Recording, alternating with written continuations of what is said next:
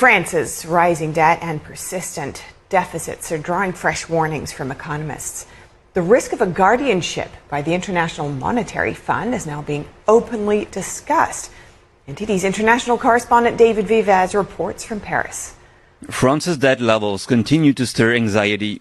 At 114% of GDP, with persistent budget deficits and a lack of credible long-term savings, the idea of financial guardianship by the International Monetary Fund has been raised several times this year. The term guardianship refers to the conditional aid programs the IMF imposes on financially distressed nations. These often include strict austerity, tax hikes, spending freezes, and structural reforms. The most notable example in Europe remains Greece, which between 2010 and 2018 was forced into deep cuts to pensions, wages, and public services in exchange for $300 billion in loans. In June, the IMF chief economist Pierre-Olivier Gourinchas said the question of IMF intervention could arise, but not tomorrow or the day after tomorrow. He also acknowledged that if nothing is done to reverse the debt trajectory, the issue may become unavoidable.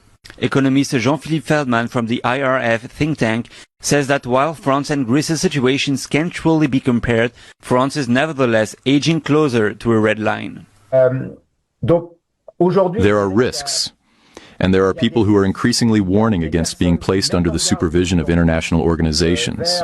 The question is whether we will continue to inspire a certain degree of confidence or definite confidence in international creditors. The IMF recommendations in April were quite harsh. If the situation continues to deteriorate, we might not see the light at the end of the tunnel. It also depends on what international rating agencies will say in September. In reality, earlier this month, France's Prime Minister presented a plan to save $40 billion to balance the 2026 budget. But this won't be enough to turn the tide of public spending, Feldman says. This is not a plan to reduce public spending, but to lower the increase in spending. In 2025, the budget is 1.69 trillion euros, so it's increasing.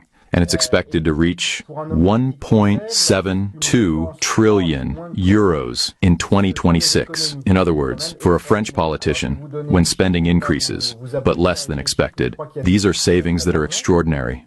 Despite renewed promises from French leaders, the state has not managed to reduce its deficit in over 50 years.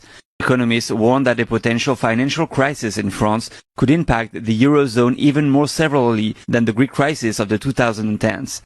David Vivaz, NTD News, Paris.